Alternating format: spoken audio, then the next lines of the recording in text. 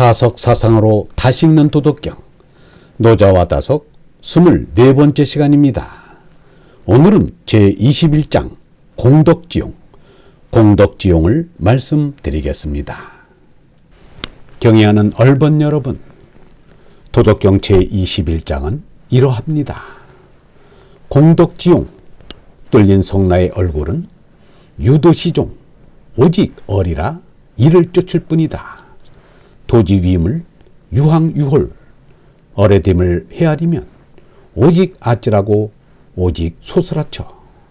황해홀해 기중유상, 아찔함이요 소스라치며 그 가운데 빛나고, 홀해황해 기중유물, 소스라치며 아찔함이요 그 가운데 기심이 있고, 희명해 기중유정, 고요하며 기품이요 그 가운데 힘이 있고, 기정심진 기중유신, 그 힘이 몹시 참되다. 그 가운데 믿음이 있다. 자고급금 기명불고, 예부터 이제까지 그 존재가 떠나가지 않고 이열중보, 와서가는 많은 것들을 보아 보낸다. 오하이지중 보지상제, 나 어째서 무엇 많은 것들의 실상을 알랴. 2차도 이 얼로소니라. 우리는 어버이가 낳아준 몸뚱인 건나 몸나밖에 모르고 살기가 쉽습니다.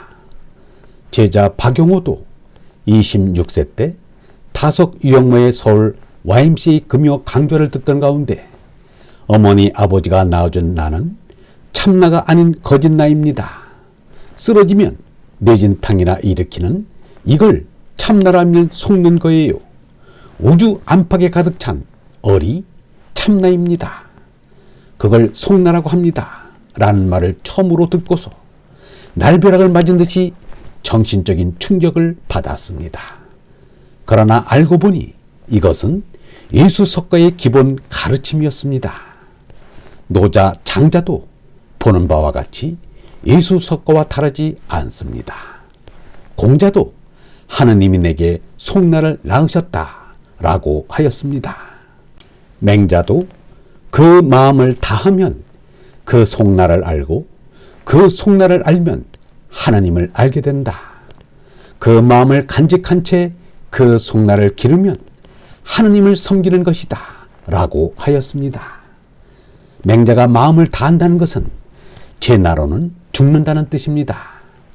속나를 안다는 것은 속나를 깨닫는다는 뜻입니다. 속나는 하느님 아들인데, 하느님 아들이 하느님 아버지를 알게 되는 것은 자연스러운 일입니다. 속나를 기른다는 말은 후연지기를 기른다는 맹자의 말과 같습니다. 곧 성도 속나요, 후연지기도 속나입니다. 유영모는 이렇게 말하였습니다. 우리가 여기서 몇십 년 사는 것으로 그치라는 것이 아니다. 정죄하여 너는 죽을 것이라 심판하고 마는 것이 아니다. 그러나 이 몸이 죽지 않는다고 생각하면 안 된다. 하느님으로부터 난 생명인 얼생명을 믿어야 한다. 몸이 죽는다고 멸망이 아니다. 벗어질 게 벗어지고 멸망할 게 멸망하고 영원한 생명의 씨는 얼라는 잘한다. 내 마음속에 하느님의 씨인 하나님의 아들 속나를 얼라를 믿지 않으면 이미 멸망한 것이다. 죽을 몸을 나로 착각하고 있는 것이다. 하느님으로부터 난 하느님 아들인 얼라를 알지 못하면 그게 이미 심판받고 정죄받고 멸망한 것이다. 뚫린 속나의 얼굴은 오직 어리라 이를 쫓을 뿐이다 라고 하였습니다. 이로써도 노자가 최고의 깨달음에 이른 것을 알 수 있습니다.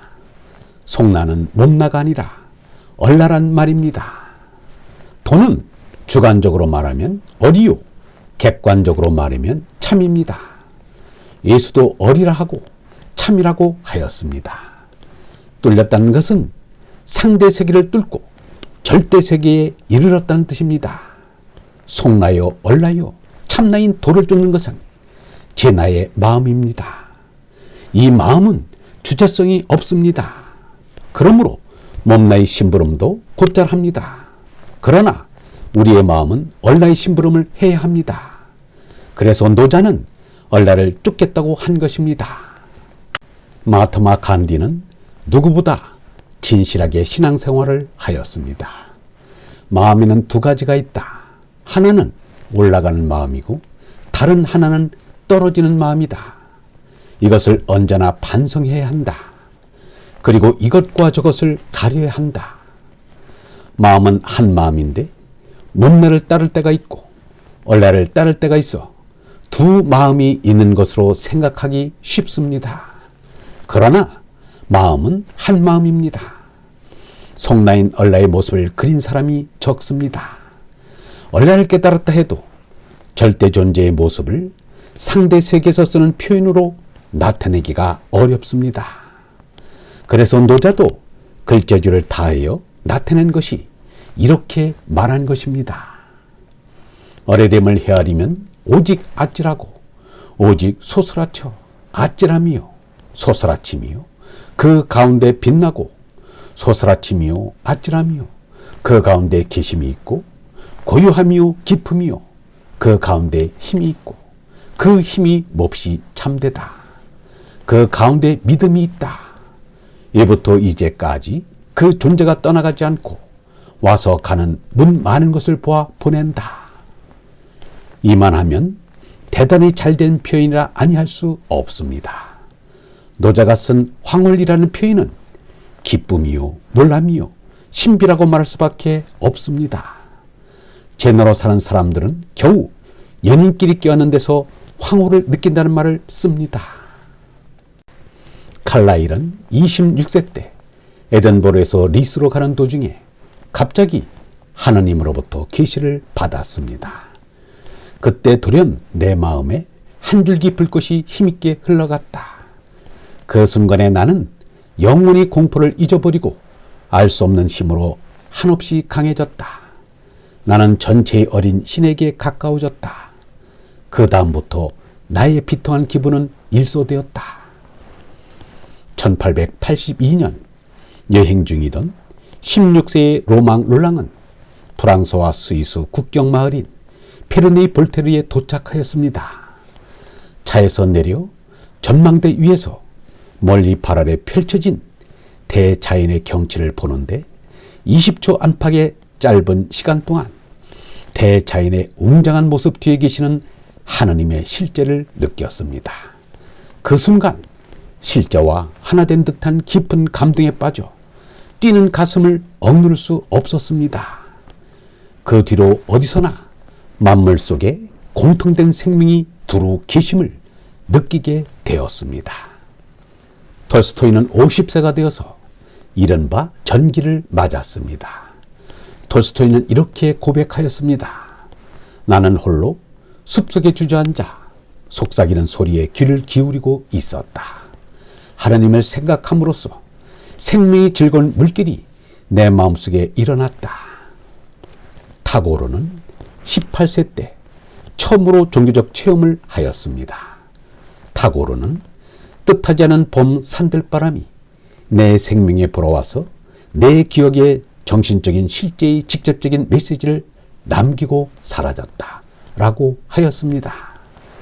타고르는 이때 초월 세계에서 의식이 갑작스럽게 팽창하는 것을 경험하였습니다. 토인비는 25세 때 하느님으로부터 오는 계시를 영감으로 느꼈습니다. 1914년 8월 초순 그 계시는 순식간에 나를 사로잡았다. 그 뒤로 나는 다른 눈으로 세계를 보아왔다.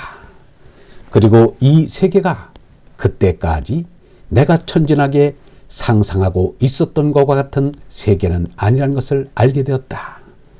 헤르만 헤세는 영적인 체험을 이렇게 말하였습니다.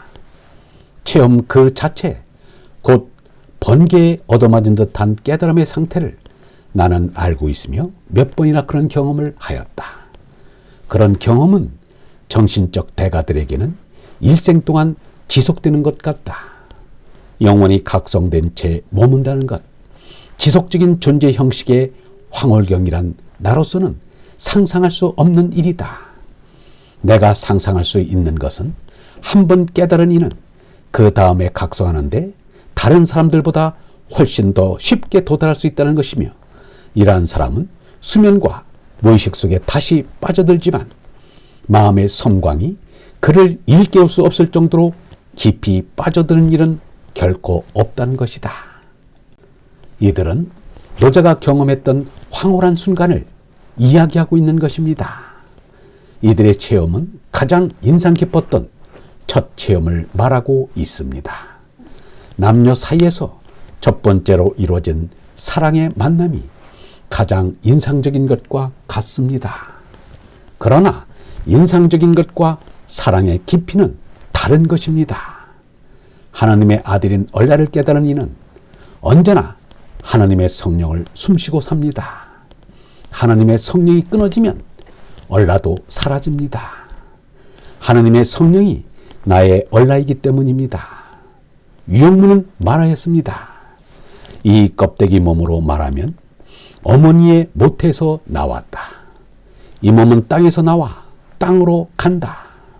위에서 온 얼은 위로 간다.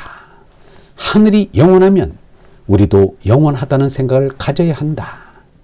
하나님이 보내시는 성령이 우리의 영혼이다. 우리의 몸은 잠시라도 숨을 쉬지 않으면 죽습니다. 그처럼 우리의 얼은 잠시라도 하나님의 성령을 숨쉬지 않으면 죽습니다. 그러므로 마하트마 간디는 말하였습니다. 하나님을 잊은 사람은 자기 자신을 잊은 사람이다. 하나님의 존재를 부인하는 사람은 자신의 존재를 부인하는 것이다. 제 나는 살아있어도 죽은 것입니다. 제 나는 있어도 없는 것입니다.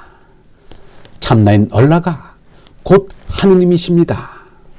나와 우주는 없고 하느님만이 존재하십니다. 석가는 이를 절대의 니르바나라고 하였습니다. 성령을 숨쉬는 얼번 여러분, 나와 우주는 있으나 없는 것이고 하나님은 없으나 영원히 존재하는 것입니다. 영성신학원 다속 아카데미의 하늘소리였습니다.